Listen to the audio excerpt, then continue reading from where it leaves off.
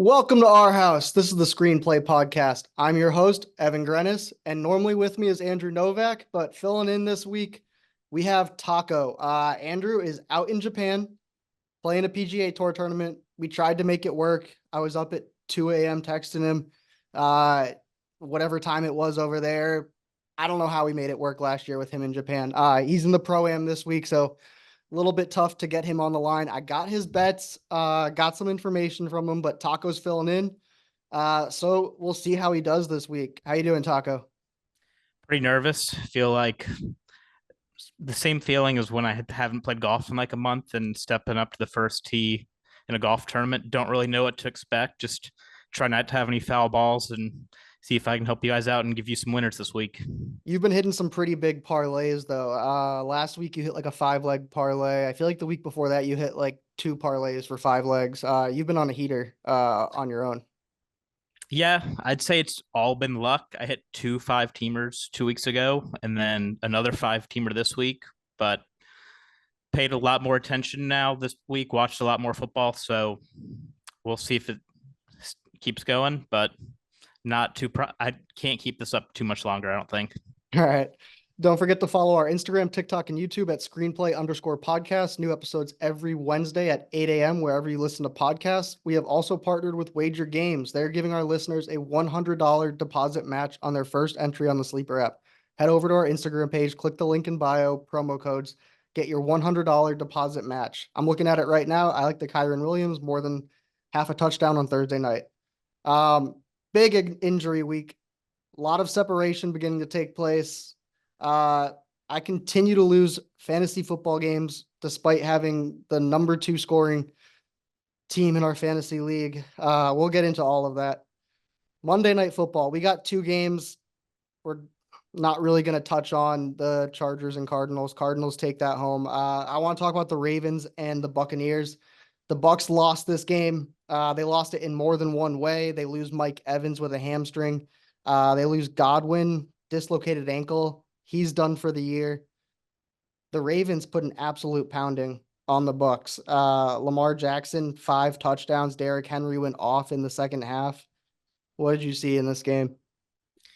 Yeah, so Baker, I mean, it just continues to be good Baker, bad Baker. I mean, he made some great throws early to keep him in the game and give him that lead early, but that interception he had in the red zone on second and goal, I don't know. He was just trying to do way too much there and should have just thrown that ball away. The injuries, like you mentioned, is probably the big thing for them, especially with the NFC South. It feels like very up for grabs with the Panthers and now the Saints being just absolutely terrible. So those injuries are going to be huge, especially with the Falcons game this week, which could decide who wins that division. Yeah, I agree. It's looking pretty good for the Falcons now. They just lose two of their top receivers. Baker's stats, if you look just at his stats, 31 of 45, 370, 3 touchdowns, 2 picks. Not terrible, but a lot of garbage time stats. This was never really a game. Do you think the Ravens are the favorite in the AFC right now behind the Chiefs? Let's take the Chiefs out of the equation. We assume they're going to get to the AFC Championship game. Are the Ravens the favorite to play them there? Is that what you think, or do you like another team? I'd probably say the Ravens. Their defense seems a little bit suspect. I watched that game against the Bengals, and Joe Burrow was just going up and down the field on them. AFC does seem a little bit weaker than NFC overall, top to bottom, I think, this year. So I think the Ravens probably have the next best chance. I would maybe put the Bills in the same boat as the Ravens, but that's definitely the top two challengers. I agree. I'm gonna give a shout out to Dustin here in my fantasy league this week. This is the second week in a row. I've had like a 90 something% chance of winning my matchup going into Monday night. And then you hit the old flop with Derrick Henry and Lamar Jackson going for a combined. He had three players with them last night. Jackson, Henry, and Tucker going for a combined 72 points, taking the dub right out of my hands. Hate to see it.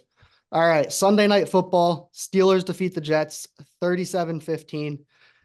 My favorite thing in the NFL is seeing the Cowboys lose on prime time. My second favorite thing is seeing Aaron Rodgers lose on prime time. This dude is such a schmuck. He acts like he's a top 5 quarterback in the league right now. He has everyone else to blame. When is he just going to learn that it's on him and he might be the problem? He got his boys. He got his play caller, taking L's there, fire the coach, take an L there, get Devontae, take an L there. What Aaron Rodgers is a 40-year-old quarterback who's immobile, throws a pretty ball, and has won Super Bowl. He's got 10 touchdowns, 7 interceptions, and a passer rating of 82. He has one game this season with a passer rating over 100.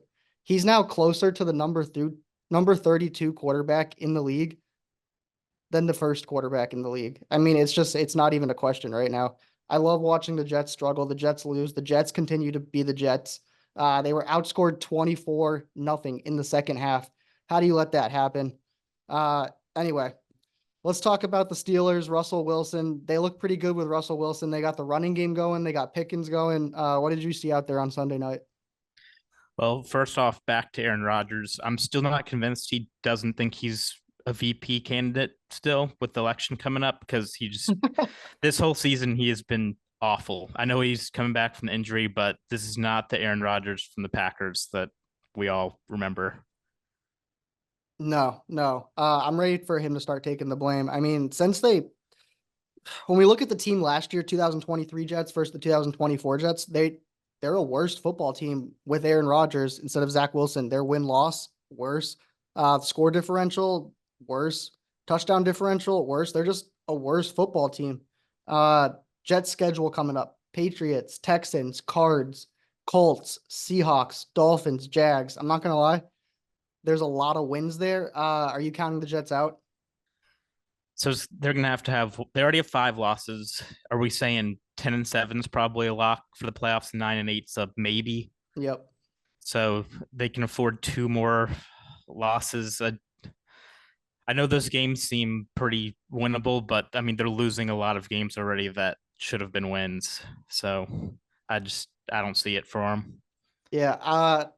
I thought it was really questionable going with Russ, especially watching the first couple drives. You're like, oh, damn, like Russ doesn't have it. What are the Steelers doing? But then they put it together.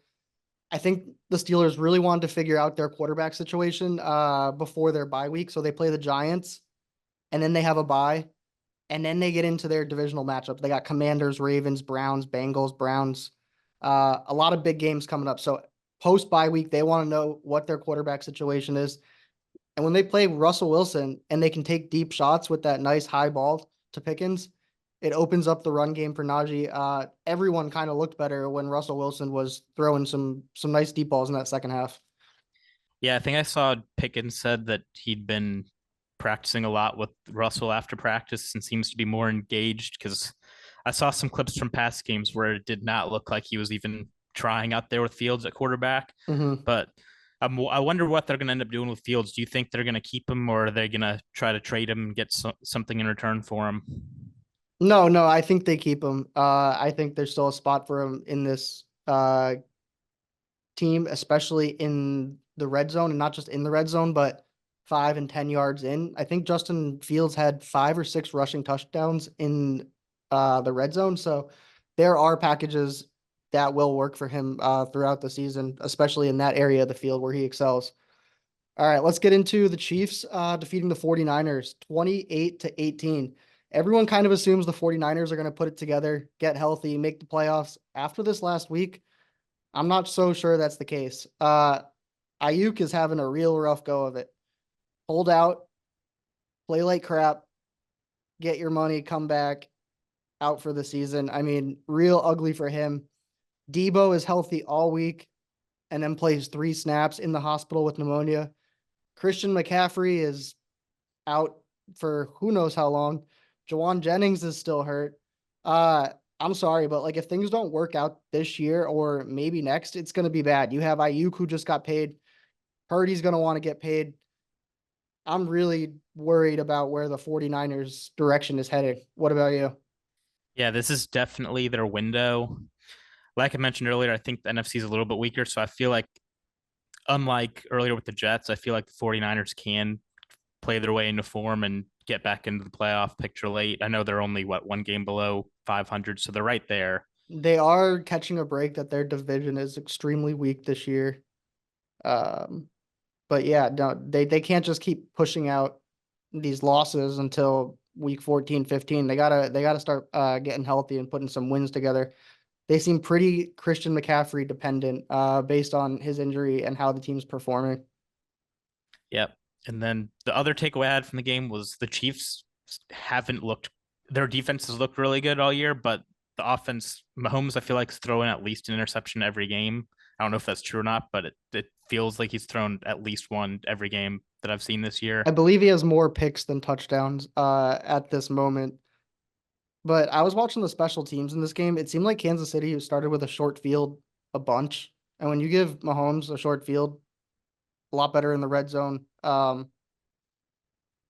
than the 49ers were this week. It's not much of a game. The special teams for the 49ers continues to just not really be on par with what it should be. Shanahan goes to 0-5 against the Chiefs now. The 49ers just can't get it done against the Chiefs, and I think it's going to continue that way. Yeah.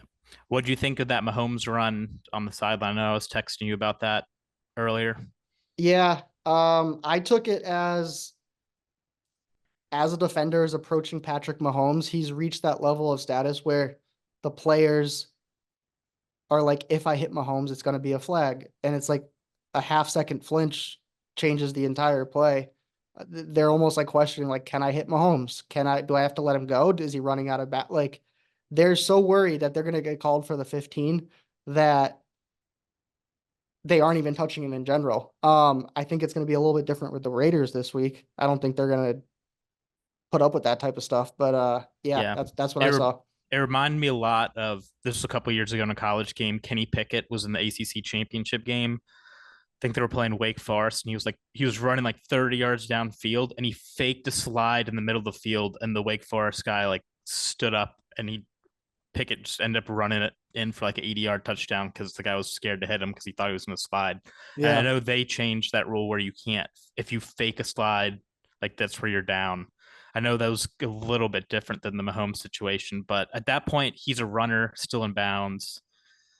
Can't protect the quarterback there, I don't think. But that's he's the best player in the league, biggest name. They're going to do everything they can to protect him. Yeah, it's a little bit of the LeBron effect. Like, is that a foul? No, but it's LeBron, so it's a foul. Like, Yeah. kind of that type of thing. All right, Lions defeat the Vikings 31-29. The Lions are so good. They're elite everywhere. This felt like an NFC playoff game. The emotion, the coaching, all of it. Lions come out on top, but boy, I tell you, both teams looked really good. I didn't know which team was going to win this game till basically the end of the game. Goff is on an absolute heater.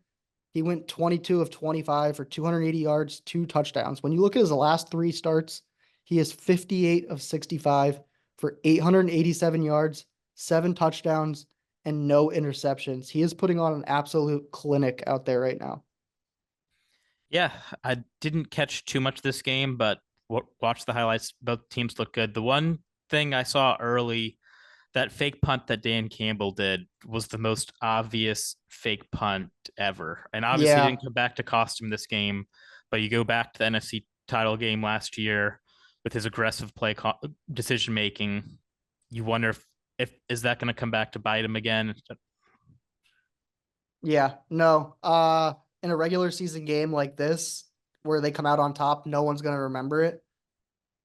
But when you pull that type of stuff in a playoff game and you lose by a field goal, it's all going to come get back to the head coach there saying, "What are you doing? Trying to go for a fake punt on your own side of the 50 in the first half?" Yeah, absolutely.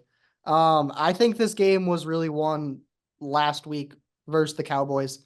The Lions put out so much exotic stuff on offense versus the Cowboys that I think it almost freaked Brian Flores out with his exotic packages on the defense.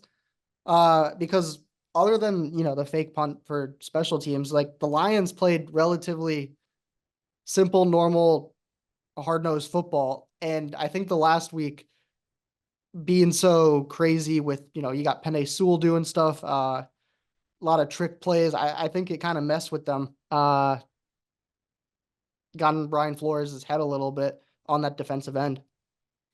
Yeah, that's the interesting thing with the Dan Campbell team because he they have all those trick plays and stuff, but he's also still like such a ground and pound type guy. I feel like he has a good balance and can kind of switch it up when he needs to. Exactly. All right. Packers defeat the Texans 24-22. There's 90 seconds left on the clock. You're down 1 point. You have one timeout. Can you drive the field to get a field goal to win the game? That's the question you ask every single quarterback, basically. And with Jordan Love, the answer is yes. That's what he did. That's why Jordan Love got paid. Brady made an absolute career doing this, being down a point or two, 2 minutes left, drive 40 or 50 yards, let your field goal kicker do the work. Jordan Love looks really good. He looks extremely calm out there. He looks really confident. Matt LaFleur has the confidence in him. He's letting him sling it. What did you see? Yeah, that was a great game back and forth. There was a bunch of turnovers early that led to some short fields and easy points, but that was a big time drive for Jordan Love and that whole division right now with Sam Darnold stepping up and Caleb Williams seeming like he's going to be the future in Chicago. There's a lot of great quarterback play up there, and it's one of those teams is probably going to be left out with them playing against each other twice this year. So kind of tough break for some of those teams, but it's a really fun division to watch. Yeah, if you're in that division, I mean, you got to be putting up 35 points to think about a win. Stroud struggled 10 of 21 for 86 yards. That's very unlike Stroud. Their record is okay. Not worried about that. Their division's crap. They're gonna win their division. But the Texans are struggling a little bit. Jordan Love, do you think he's a better quarterback than CJ Stroud in this moment? I'd probably say yes. I Yeah, I think so. I agree as well. Diggs 23 yards on 5 catches. Not a lot of great stuff out of the Texans, despite the score being so close. Let's move to the Eagles defeating the Giants 28-3. Listen, I like Brian Daboll. I think he's a great coach. But when your best player goes in division to a rival, shows up to your home stadium and beats you guys down that bad, that's a clean the house situation right there. I mean, they're going to be seeing Saquon run all over them for the next 4 years. I don't know how you can keep that staff, that GM, after making a move like that. I believe that move, getting rid of Saquon to the Eagles, uh, got the entire staff fired and proved it this game. So do you think that was a bigger issue than the Daniel Jones contract, or is it pretty? It's the combination of the two. At this moment, I mean, it's definitely a combination of the two, but at this moment, I think the Saquon one is a bigger deal. If the Daniel Jones contract year to year is not as bad as it was when it first started, it's not like the Deshaun contract. Um, yeah, but watching Saquon run all over you and all you had to do was pay him an extra million or two, that's tough. Again, I like Brian Dable. I think he's a great coach. I think if he gets let go, another place picks him up overnight. But I don't know how the fans are going to be able to deal with that situation over the next couple of years. Yep. And it's if that game had gone the other way, it seemed like the Eagles are very quickly turning on their coach, which to me is crazy considering they made the playoffs last year. I know Oh, they yeah, no, I am super down on the Eagles. I think the Eagles will be, they could literally be the first team to win a Super Bowl and fire the coach. I mean, it's like me and Nani have been talking about that this season. He likes them. I'm a little more down on them. Let's go to that Thursday night game quick. Broncos defeat the Saints 33-10. Broncos are now 4-3. Their over under wins, I think, was like 5.5 on the season. They're approaching that really quick. This wasn't really a game. Backups everywhere. Kamara was getting absolutely nailed. I can't tell you if Spencer Rattler is good or not. I mean, nobody was out there. You're a Gamecock fan. You watched him play for a year. What are your thoughts on him? well, he's pretty used to the way that game went last night. I mean, at South Carolina, he was getting sacked every single play. It's probably the main reason why he went in the fifth round. I honestly think if he came back this year, he did have one extra year eligibility. If he would have come back, the offensive line has improved, and he would have been, I think, in the first or second round as a quarterback behind this line. Probably didn't But there help that was, there were 6 guys in front of him as well. yeah, especially like, and I will get to it later. The draft class for quarterbacks, I'm way down on this year, but it's just tough because I'm sure the Saints want to kind of evaluate and see if he's worth keeping on the roster and keeping around, but It's it's tough when very you're hard to throwing tell. to Jawan Johnson, Mason Tipton, and dumping it off to Kamara, who's getting tackled 2 yards in the backfield. Uh, I mean, Spencer had some bad plays, but it's really tough to tell when you got that motley crew out there. Yep. I All just right. remember the second week of the season when the Saints were looking like potentially Super Bowl contenders out Yeah, there. yeah. We were talking like what was it? Clint Kubiak, offensive coach on fire, and now oh nope, they might be fired. Yeah. Bengals defeat the Browns 21-14. The Bengals start this game with a kick return touchdown. Deshaun Watson goes out. The fact that the Bengals only won by 7 is kind of shocking to me. I just don't think the Bengals are that good. I mean, I had a minus 6.5 this week. It covered, but barely. Watson going down. I mean, it sucks to say injuries are good, but it's kind of good for everyone other than Watson. Yeah, that was tough to see. You don't seeing a player get hurt and the fans like kind of happy about it is a Yeah, it unique puts you in an awkward situation. I unique mean, situation. but Deshaun's been so bad that this can't hurt the team in any way. I think putting Jameis or who is the backup? It was it DTR. ETR, correct. Yeah. Either one. I mean, it can't be any worse than what it is now. So the Bengals are 3-4. Their only wins are against the Panthers, the Giants, and the Browns. I mean, they have beaten nobody. Up next, they got the Eagles, the Raiders, and the Ravens. So, couple big games coming up here. Are you in or out on the Bengals making a comeback? I'm in. Historically, I think Joe Burrow before this game was 2-5 against the Browns. So even though I know it was a bad Browns team, it seems like Stefanski's had their number.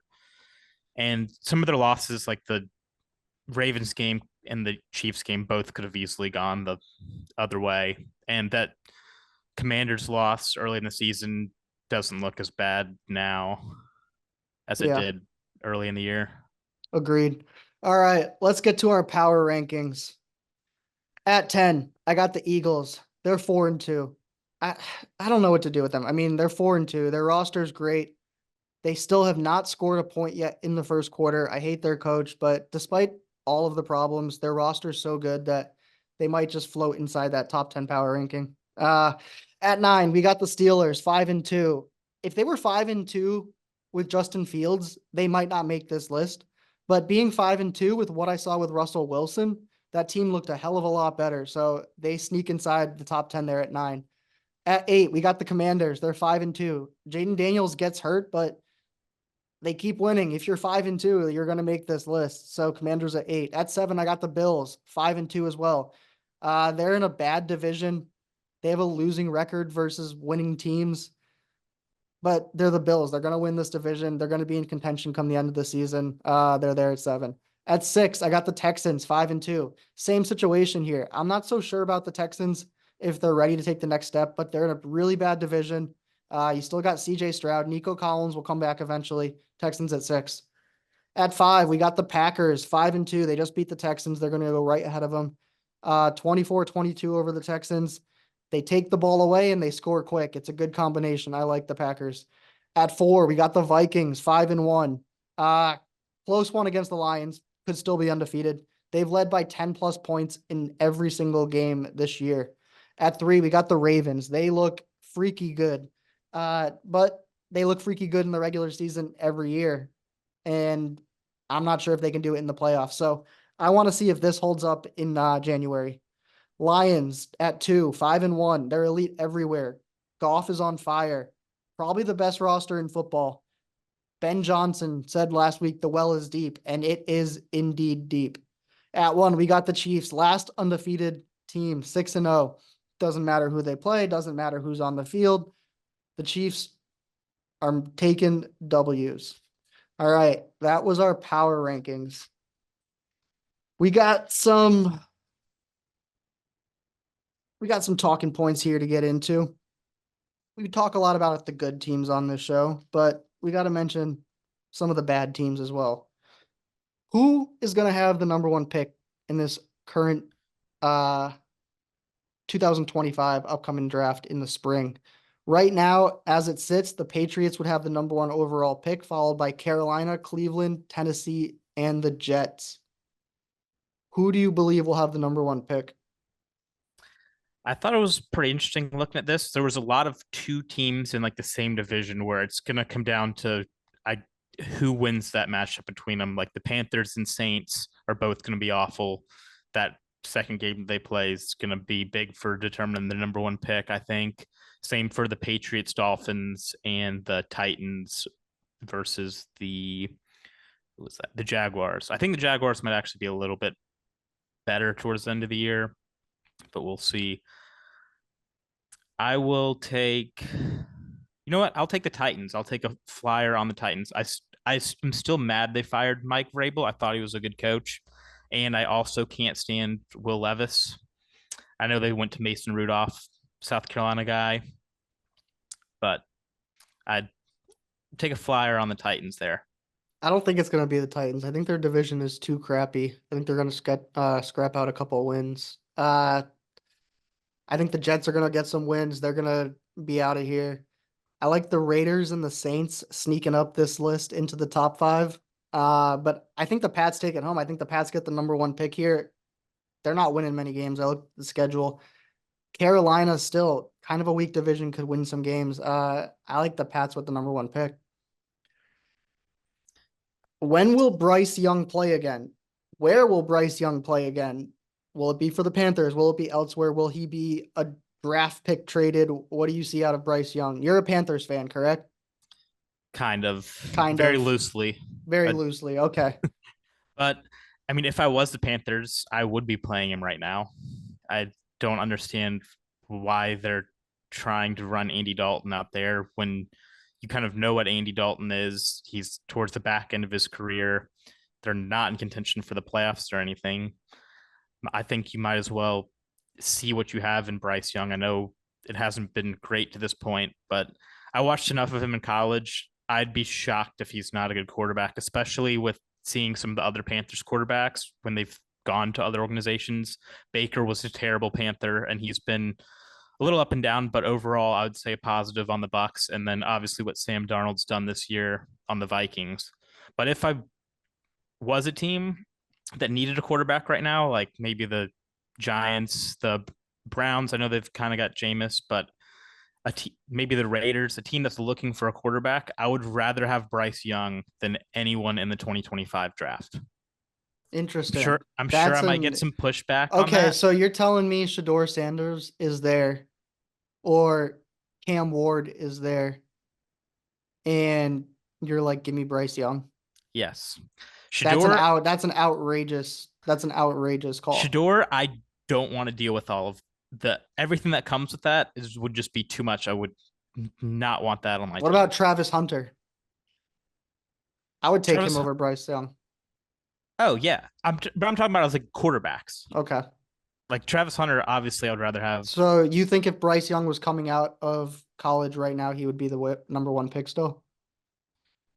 I mean, but the thing is, you'd be getting him for less. You're not giving up a first round pick Right. if you're getting Bryce Young now. You'd be getting, I don't know, you'd have to give up what, a fourth, fifth rounder maybe for him? They're saying sixth. Sixth round. I mean, I'd rather roll the dice with that and then just get a player that you know is going to be a solid hit in the first round.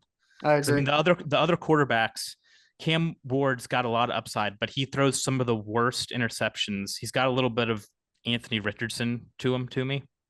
Okay. Nani's going to hate me for that, but there's definitely potential. Cam Ward would probably be the one I would take just because the Shador stuff I just am completely out on. Garrett Nussmeier at LSU I like a lot too, but I just think Bryce Young, if he gets in the right situation, is going to work out. All right. So the Chiefs are the last undefeated team When will they lose? Will they lose at all? I looked through their schedule. I highlighted two games where I could see them losing. What do you got?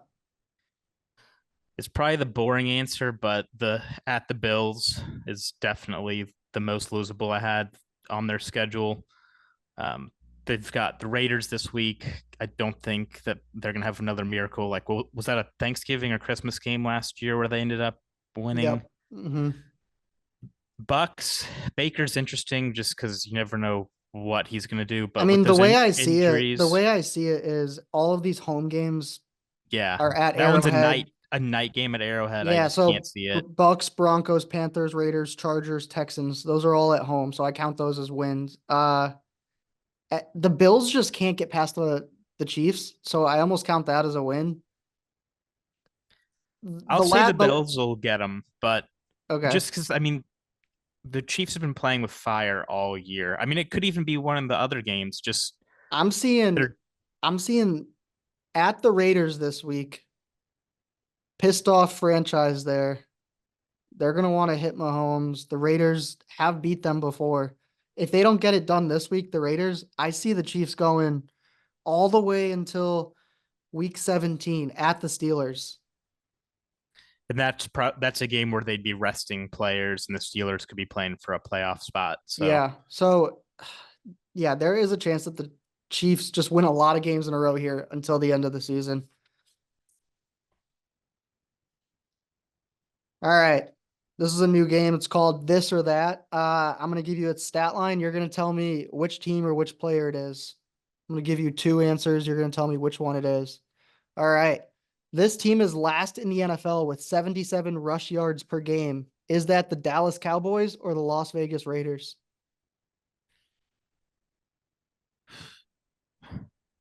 I'll say the Raiders. I'll say my Gamecock Rico Daddle's got enough yards for the Cowboys. No, it is the Cowboys, last in the NFL in Hmm. rush yards. All right. This team is 27th in the league in giveaways, averaging 1.7 giveaways per game. Is that the Kansas City Chiefs or the New England Patriots? I'll go with Chiefs. We've talked a lot about the Mahomes turnovers. It is the Chiefs. Yeah. 1.7. They're averaging almost two turnovers a game and still undefeated. It's crazy. All right. Without Tony. Without this year, this quarterback has 6 touchdowns and 8 interceptions and a passer rating of 82. Is that Patrick Mahomes or Andy Dalton? I'll say Mahomes. It is. We just said it. Yeah, Patrick Mahomes. Andy Dalton has 7 touchdowns and 6 picks. So same passer rating. So Mahomes and Dalton, same thing right now. Different teams? No. This player is the number 15 tight end in fantasy, averaging 8.7 points per game. Travis Kelce or Sam Laporta? I'll go Laporta. It's Kelce, 8.7 points per game. Hmm. Laporta is actually worse, 7 points per game. Both of those tight ends are not performing this year if you drafted them high. Last one here. This quarterback is averaging 3 passing touchdowns per game this season. Is it Jordan Love or Joe Burrow? Burrow did have a couple shootouts. I don't know how many touchdowns he had in those. I'll say Burrow. It's Jordan Love. He's got 15 touchdowns. The key is over 5 games. Oh Burrow's got yeah, he was hurt. 14 touchdowns over 7 games. All right. Gonna get into a little fantasy talk. Calling this segment buy low, sell high. There's some players out there right now that you're gonna want to buy low. And there's some players out there that you're gonna want to sell high. This past week, I traded away Devontae Adams for Javonte Williams and George Pickens. Oh, it looked absolutely fantastic for me. I feel bad for Nate on that trade. That being said, he won this week and I lost, but we'll forget about that. Javonte Williams and George Pickens went for 48.2 points, and Devontae Adams went for 6 points. A little 2-for-1 slider there. All right. These are some players that I think you can buy low right now who are on their way up on the next couple of weeks here and for the rest of the season. Jacoby Myers, the Raiders are going to suck and they're going to be down in every game. He's still the number one wide receiver there. I know they have quarterback troubles, but Jacoby Myers you can get for almost nothing right now. Uh, the 49ers, Debo Samuel, Christian McCaffrey, they got to get healthy in the next couple of weeks and they got to win some games. If somebody in the league has them and is stashing them, you can buy them lower right now. Puka Nacua has been cleared to practice. You can still get him at a relatively cheap rate. Last one is Waddle and Tyreek. They got Tua coming back, so their stock is back on the rise after the last couple of weeks of doing absolutely nothing. All right, these are some players that I believe you can sell high right now whose production may not be there the rest of the season. Brock Bowers, number one tight end. They got QB issues. You can't sell him any higher than he currently is right now. Number two, Jordan Mason, number 10 running back in fantasy. Christian McCaffrey is projected to be back November. I don't know if that's going to be true, but if you're going to sell Jordan Mason, now's a good time. Last one is Kamara. He's the number 2 running back in fantasy. He had 8 points last week. If they have all these injuries and Spencer Rattler's quarterbacking, teams know, like, just stop Kamara and we win the game. I mean, what other weapons do they have? If you stop Kamara, then the Saints really have nothing offensively. All right, let's continue on with fantasy. Week 7 boom. Who boomed this week? We got Lamar Jackson and Derrick Henry going absolutely off. Lamar, 34 points. Henry, 25 points. Breece Hall, 26 points. He's really the only one that did anything for the Jets. Broncos defense on Thursday night put up 23 points versus New Orleans. Jahmyr Gibbs, 32 points, 2 touchdowns. He looked electric. He had a juke move in that game that I could have swore he just hit the right stick and, oh, God, it looked good. Saquon Barkley went off, 26 points. David Njoku, 23 points. Amon-Ra St. Brown, 25 points, 8 for 8, 112 yards. Joe Mixon, 26 points. Commanders D, 19 points. Going to get over into the week 7 bus. Tank Dell, 0 points, 0 for 4. Not good. Brandon Ayuk, this entire season has been a bust. He was drafted high in fantasy leagues. He got paid. He got 4 points this week, and he's done for the season. Absolute bust. Tyreek Hill, 2.3 points, 1 catch. He had no targets in the first half. I don't know what they're doing there. I really don't. Like, even if you have a quarterback who sucks, you can still throw the ball. I don't know. Marvin Harrison Jr., 5 points. He was like a first or second round draft pick for most people, so he's been kind of disappointing other than that one crazy week he's had. Devonta Smith had negative yards this game for the Eagles. I think a lot of this is on Hurts, to be honest. He was open a couple times, didn't hit him. Deebo Samuel, 0 points. Practiced all week, played 3 snaps. Terrible if you started him. Deontay Johnson, 2.7 points, 1 catch. CJ Stroud, 5 points, off week for him. Cortland Sutton, 0 points, 0 targets, just blocking out there.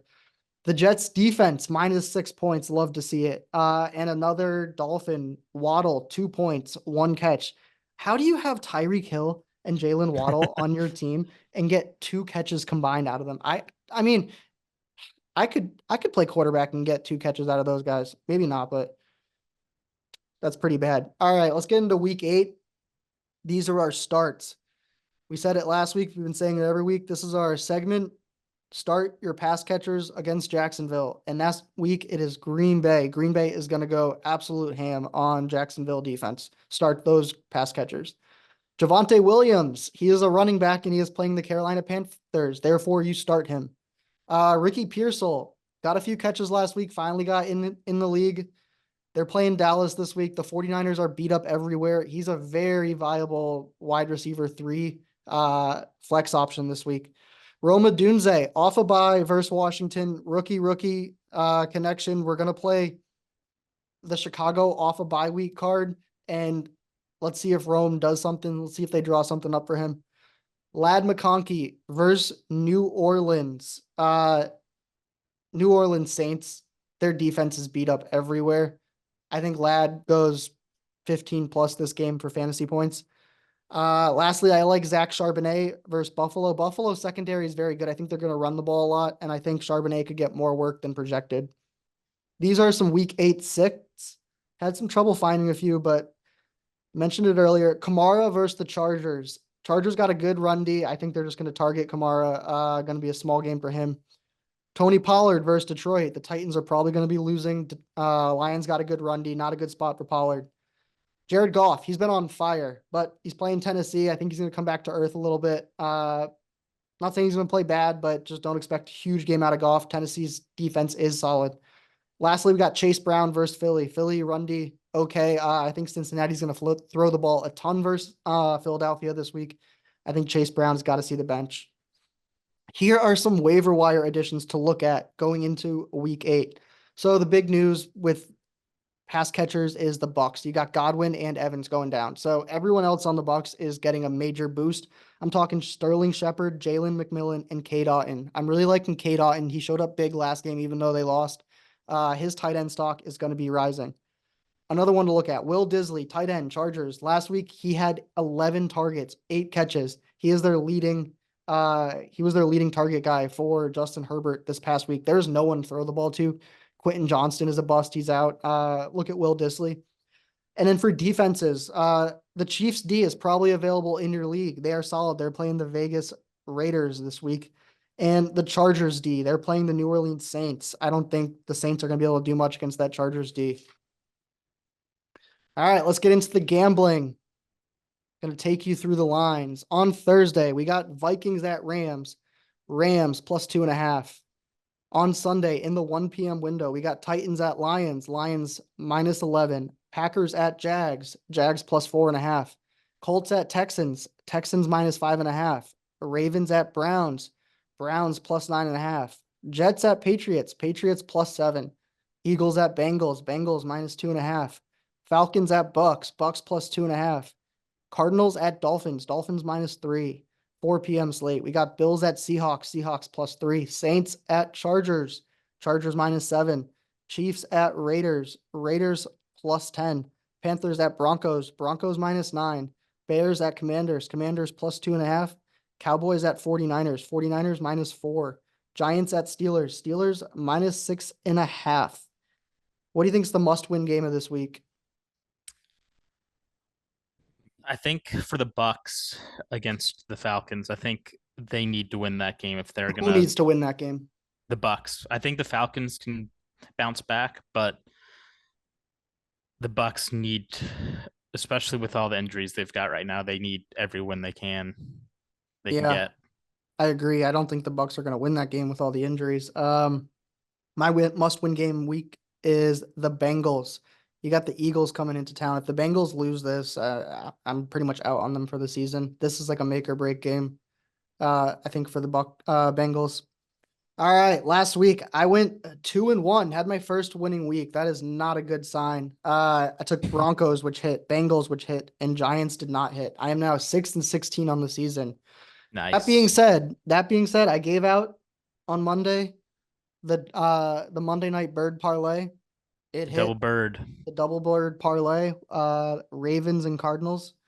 Not counting that in the stats, but that did You're just more happen. of a parlay guy. Yeah.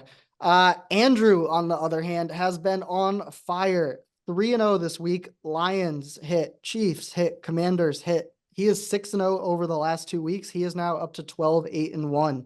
Andrew, not on the podcast this week, but did submit his picks from Japan. So Andrew is taking Vikings minus 2.5, Falcons minus 2.5, Texans minus 5.5. Taco, this is your first round of bets on the Screenplay podcast. What do you got for us? First off, is sports betting legal in Japan? Is Nani placing these wagers over there? That is a good question. I have zero idea. I know he's eating Wagyu steaks for about a fifth of the price and playing golf. So Can't beat that. no. What do you got for us this week? First pick of the week, I've got the Browns plus 9.5 against the Bengals. They're upgrading at quarterback with Deshaun being hurt. I don't care between DTR. I know he got a little banged up, either him or Jameis. I trust him more. Nick Chubb's back healthy. Divisional game, usually a little bit closer. I'll take those points. Next game, I'll take the Chargers to beat my Spencer Rattler Saints minus 7. They're just so banged up, and all we've already touched on. All Chargers have to do is stuff the box, and I think a touchdown they'll cover that easily. And last pick, this is definitely a pick that I'm just gonna regret later because Mike Tomlin never performs well. I feel like after a going on a winning streak, and when you expect him to do it, does better with his back against the wall. But I'll take the Steelers -6.5 on Monday against the Giants. I do have one special bonus pick in honor of these coward FSU fans. I'm sure you've seen the first one against Boston College said he would eat dog poop if they lost to Boston College, didn't do it. Then another guy said he was going to eat it if they lost to Duke. They lost to Duke, and he posted a video eating it, but it was chocolate. So I am making a taco dog poop bet this week, and we're going over to Japan, and we are betting on your co-host Andrew Novak to make the cut. He will play all 4 rounds at the Zozo. If he does not, I will actually eat dog poop. So, what are the odds on that? He's gonna do it. It's the lock bet of the year. No odds. He's just gonna he will play all 4 days at the Zozo. And if not, I'm not letting him back into this country. Those are some high stakes. Dog poop, no entry back into the country. I own a dog. I pick up poop multiple times a day. Sorry for my language, that shit is nasty. I would not eat it. So you're not going to join me on this wager? I will not. No, I will not be joining you on this wager. Man, we will post it and we will see what happens. Good luck to Andrew this week. A lot riding on the line, more than PGA Tour earnings. Taco eating poop. All right. We got sidetracked there. Let me get to my bets. All right. First winning week last week. I'm dipping back to the well. Like Ben Johnson said, it's deep. I got a deep well of bets here. 3-0 week coming up. I'm taking Packers -4.5. That Jags defense is terrible. The Packers are going to light them up for 45 points. I like the Chargers -7. If they can stop Kamara, stop that run game, I don't know how the Saints are going to score points. And lastly, I am taking the Browns as well, +9.5.